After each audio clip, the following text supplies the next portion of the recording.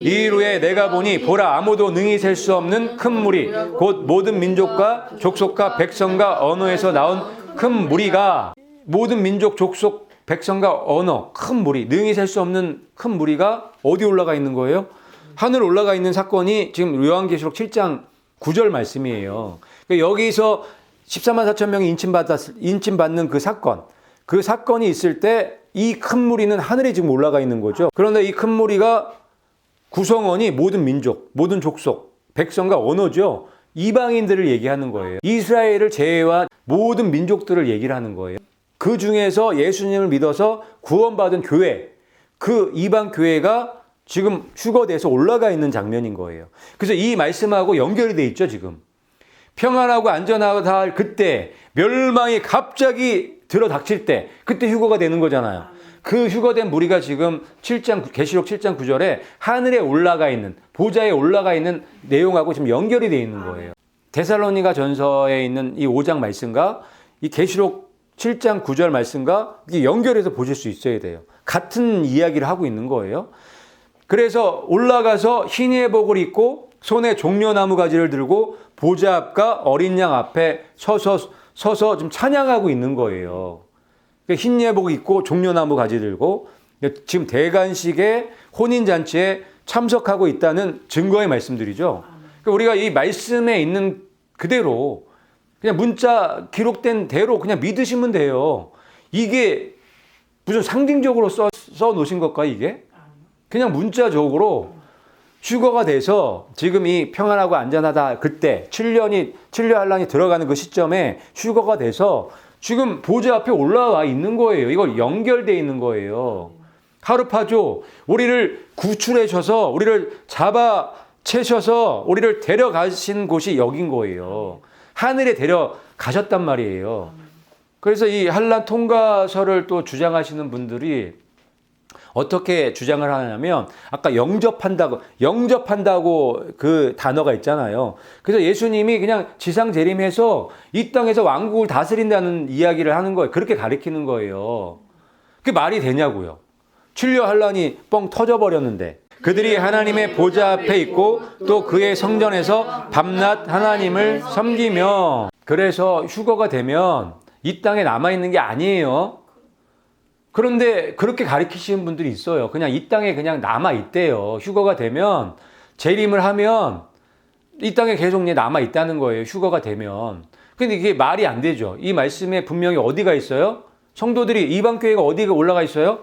하늘에 올라가 있죠. 하늘 보좌에 올라가 있다고 여기뿐만 아니라 너무 많이 기록돼 있어요. 계시록 전반적으로 다 성도들이 지금 하늘에 올라가서 대관식 참여하면서 혼인잔치하고 있는 내용들이 굉장히 많이 있단 말이에요. 그리고 나서 지상재림 때 내려오는 거예요. 백마 타고.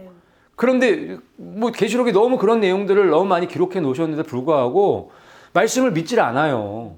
우리는 말씀에 기록된 대로 이해하면 되잖아요. 그러니까 우리가 휴거되면 어디로 가요? 어디로 올라가요? 보좌 앞에 어린 양 앞에 서서 찬양하고 거기서 대관식 찬양하고 혼인잔치 참석한다고 우리가 이해하고 믿을 수 있잖아요. 말씀 있는 그대로니까. 그러니까 제발 우리가 휴거되면 그냥 땅에서 계속 산다는 말씀은 안 하셨으면 좋겠어요. 나중에 천년왕국 시대가 되면 그때는 예수님과 같이 다스릴 수 있겠죠. 그런데 공중재림내에서 휴거가 되면 일단 하늘의 보좌 앞에 가는 거예요. 올라가는 거예요. 여기 기록돼 있잖아요. 성경에. 자꾸 그런데 성경에 기록돼 있는데 아니라고 자꾸만 우기시면 하나님의 말씀에 대적하는 거란 말이에요. 근데 그걸 자기 혼자만 하면 괜찮은데 그거를 또 많은 성도들한테 가리키고 있으니 이게 문제가 심각하죠. 성도들은요. 목사가 좀 큰 교회 목사가 그런 얘기를 하게 되면 그대로 또 믿죠. 성경 확인도 안 해보고. 여러분들도 이제 목사님도 문제지만 성도분들도 문제인 거예요. 무턱대고 믿으면 안 되는 거예요. 제가 말씀드리는 것도 마찬가지예요. 확인해 보셔야 돼요. 하나님 이 성경에 기록되어 있는지 확인을 해보시고 대주해 보시고 그리고 확신 가운데 거하셔야 되는 거예요. 근데 이 말씀들 보면은 휴거돼서 보좌 앞에 어린 양 앞에 서서 찬양하고 있는 내용 맞죠? 그들이 보좌 앞과 내 생물과 장로들 앞에서 새 노래를 부르니 땅에서 속량함을 받은 14만 4천 밖에는 능히 이 노래를 배울 자가 없더라. 아멘. 그래서 이방 교회에는 처음에 올라가는 거예요. 처음에. 이게 멸망이 평안하다 안전할 그때에 올라가는 거예요. 이 데살로니가전서 5장 3절 말씀처럼 이때 이방 교회가 올라가는 거예요. 왜냐하면 사도 바울이 데살로니가전서 교회에게 편지를 썼을 때는 이방 교회에게 편지를 쓴 거거든요. 그래서 이방 교회의 휴거는 평안하고 안전할 때, 그때 예수님 구름 타고 오셔서 공중에서 우리를 구출해 내시고 잡아 가신다고 그렇게 말씀해 주시는 거예요. 근데 그때가 평안하고 안전할 때라는 거예요. 갑자기 도둑같이 온다는 거예요. 멸망이. 그러니까 멸망도 갑자기 오지만 휴거도 갑자기 오는 거죠. 우리의 부활도 갑자기 오는 거예요. 그래서 깨어 있으라고 하는 거예요. 그런데 어둠의 자녀들은 갑자기 도둑같이 오지만 빛의 자녀들은 도둑같이 안 온다고 하셨죠? 도둑같이 안 온다 했어요. 우리를 덮치지 못한다고 했어요. 그 얘기는 우리를 데려가신다는 얘기예요. 우리를 끌어서 잡아채서 구출해 주시겠다고 약속하에 주신 말씀이란 말이에요. 그랬기 때문에 우리 이방 교회 휴거는 신령한란의 전반부에 있다. 그런데 여기 14만 4천 명은 계시록 14장 3절에 보면은 어디 올라가 있어요? 보좌 앞에 있죠. 지금 보좌 앞에 하나님과 내 생물과 24장로들 그 앞에서 지금 노래하고 있는 새 노래를 부르고 있는 장면인 거예요. 그러면 14만 4천 명도 분명히 어디 올라가 있는 거예요? 하늘에 올라가 있는 거죠. 휴거가 된 거예요, 지금. 그런데 요 계시록 7장에 보면은 14만 요 2일 후에 14만 4천 명이 인침받는 그 장면 다음에 이 모든 민족, 족속, 방언, 언어, 그러니까 이방 교회죠. 이방 교회가 하늘에 올라가 있는 장면이 7장 9절 이 장면이란 말이에요. 그런데 14만 4천 명은 그때 인침받았죠. 이방 교회는 휴거됐는데 하늘에 올라가 있는데 14만 4천 명이 인침받고 있단 말이에요. 14만 4천 명은 남아 있었단 말이에요. 남겨진단 말이에요. 근데 이방 교회는 올라가 있죠, 하늘에. 그런데 14장에 보니까 14만 4천 명도 올라와 있네요. 올라와 있네요. 두 번째 휴거죠, 이게. 이걸 갖다 칠려할란 중반부 휴거라고 하는 거예요. 이 14만 4천 명 이스라엘에게 얼마의 시간을 주셨죠? 1260일, 3년 반의 기간을 주셨단 말이에요. 그 1260일의 기간, 예언 기간이 끝나니까 두 중인이 죽죠. 무적에서 올라온 그 세력에 의해서 죽게 된단 말이에요. 그리고 3일 반 있다가 휴거가 되죠. 그래서 여기 올라가 있는 거예요. 14만 4천 명이. 그래서 여기 보면은 이 말씀에 보면은 14만 4천 밖에는 능히 이 노래를 배울 자가 없더라. 14만 4천 명이 좀 특별한 사람들인 거예요. 아주 특별한 사람들. 그래서 이 사람들만 이 노래를 부를 수 있는 거예요. 왜요? 환란을 겪은 사람들이거든요. 이 7년 환란 전반부를 하나님의 말씀을 대원하는 분들이거든요. 그래서 이들만 경험한 노래를 부르는 거예요. 우리 이방 교회는 먼저 올라간다고요. 여기 이 말씀 그대로예요. 먼저 올라가 있는 거예요. 그래서 14만 4천 명과 이 큰 무리, 능히 아무도 셀 수 없는 무리하고는 다르다. 그리고 이게 두 번째 휴거예요. 이 큰 무리, 아무도 능히 셀 수 없는 큰 무리는 7년 환란 전반부에 일어나는 거고, 이 14만 4천 명의 휴거는 중반부에 일어나는 거예요. 그리고 세 번째 그룹이 또 있죠. 이 세 번째 그룹이 같이 읽어볼게요. 또 내가 보니 불이 섞인 유리바다 같은 것이 있고 짐승과 그의 우상과 그의 이름의 수를 이기고 벗어난 자들이 유리바다 가에 서서 하나님의 검은 고를 가지고 아멘. 여기 세 번째 그룹은 계시록 15장 2절에 나오는데 이제 일곱 대접이 부어지기 바로 직전에 이들이 찬양을 하는 내용이 15장 내용이에요. 근데 거기 내용 보니까 불이 섞인 유리바다. 불이 섞인 유리바다가 있는 곳이 어디예요? 하늘이죠. 하늘이에요. 그런데 이 무리가 어떤 무리라고 여기 딱 기록되어 있죠. 짐승과 그의 의상과 그의 이름의 수를 이기고 벗어난 자들이에요. 짐승의 표 환란을 이기고 올라온 자들이에요. 짐승의 표 환란, 666 표 환란을 이겼다는 건 순교당했다는 거예요. 그 표를 거부하고 끝까지 그걸 안 받았다는 거예요. 그게 이겼다는 얘기예요. 지금 이방교회가 먼저 올라갔죠. 이방교회 올라갔죠. 그 다음에 14만 4천 명도 지금 올라가 있네요. 보좌 앞에. 그리고 세 번째 이 짐승의 표 환란을 겪은 무리도 올라와 있는 거예요. 세 그룹이 다 올라와 있는 거예요. 환란 통과 누가 하죠? 환란 통과 누가 해요? 환란 통과할 사람들 다 올라와 있네요, 지금. 그래서 환란 통과설은 거짓말이라고 우리가 이해할 수밖에 없는 거예요. 이 말씀들에 근거해서. 짐승의 표 환란을 이긴 사람들도 지금 하늘에 올라와서 찬양하고 있잖아요.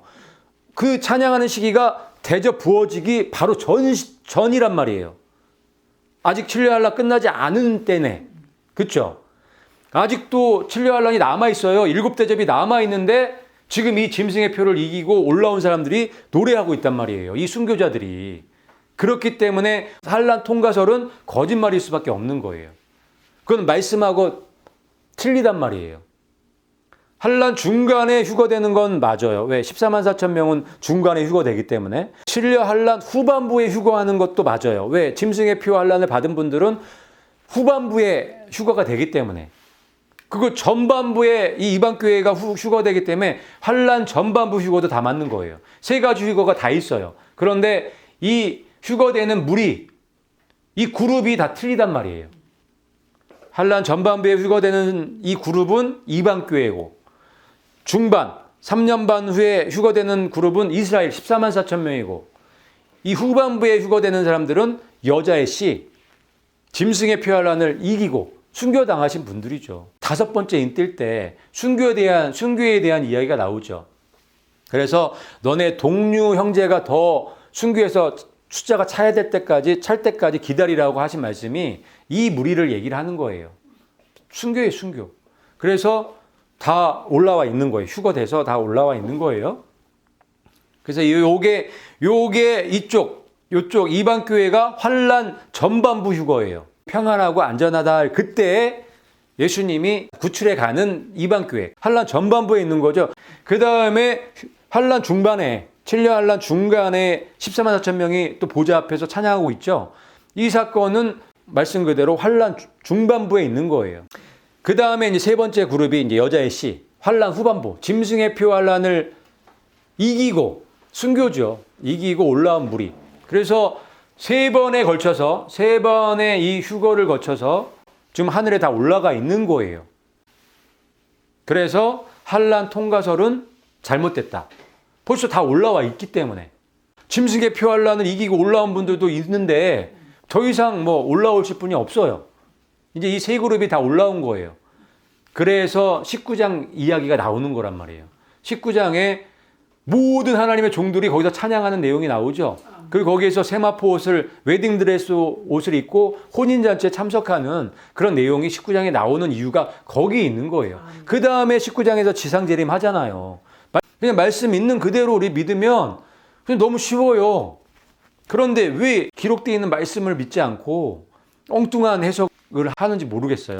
너희는 장차 올 이 모든 일을 능히 피하고 인자 앞에 서도록 항상 기도하며 깨어 있으라. 아멘. 장차 올 이 모든 일을 능히 피하고 예수님 앞에 쓸 수 있도록, 그렇게 인자 앞에 서도록 거기에 쓰려면 항상 기도하고 깨어 있으라고 말씀하시는 거예요. 졸고 있으면 안 돼요. 졸면 안 돼요. 근데 여기서 존다고 하는 건 우리 영을 얘기하는 거예요. 우리 영이 깨어나야 되는 거예요. 우리 영이 깨어나려면 말씀을 먹어야 돼요. 우리 영이 강해지려면, 예수님의 말씀이 영인가요? 그 영의 말씀을 우리가 충분히 섭취를 해야 돼요. 그런데 이 마지막 때에는 이 하나님의 말씀, 예수님의 말씀을 대체신학, 무천년설, 풍유신학, 풍유적 비유, 영적인 해석을 통해서 하나님 말씀을 너무 많이 훼손을 시켜놨단 말이에요. 그래서 순도 100%인 말씀을 먹기가 쉽지 않아요. 100%짜리를 드셔야 돼, 100%짜리 말씀을. 근데 이게 많이 오류가 섞이고 많이 거짓이 들어가고 풍유적, 비유적, 영적인 해석이 들어간 그 불량식품 말씀을 먹게 되니까 여러분들 영이 어떻게 돼요? 여러분의 영도 같이 불량식품이 돼버리는 거예요. 그래서 여러분들이 불량식품 영이 되지 않기 위해서는 순도 100% 말씀을 먹어야 되는 거예요. 그러기 위해서는 성경 66권을 그냥 문자 그대로 여러분들이 이해할 수 있는 그런 믿음을 갖고 하나님의 말씀을 연구하시면 돼요. 하나님의 말씀은 문자적으로 역사적으로 100% 믿을 수 있는 그렇게 기록해 놓으신 거기 때문에 여러분들 믿음을 확신을 가지시고 그 말씀을 여러분 공부하셔야 돼요. 될 수 있으면 큰 교회는 나가지 마세요. 진짜 무서운 곳이에요. 그리고 대체신학 가리키는 교회, 무천년설 가리키는 교회 이런 게 절대 나가지 마세요. 말씀을 풍유적으로 해석하는 교회, 말씀 그대로 가르치지 않는 교회 나가지 마세요. 거기 나가면 여러분들 불량식품 되세요. 불량식품 먹으면 몸이 많이 망가지잖아요. 마찬가지로 불량식품 말씀 자꾸 들으면 여러분들 영이 잠잘 수밖에 없는 거예요. 깨어 있을 수가 없는 거예요. 깨어 있어야 기도할 수 있을 거 아니에요. 그래야 이 장차올 이 모든 일을 능히 피할 수 있을 거 아니에요.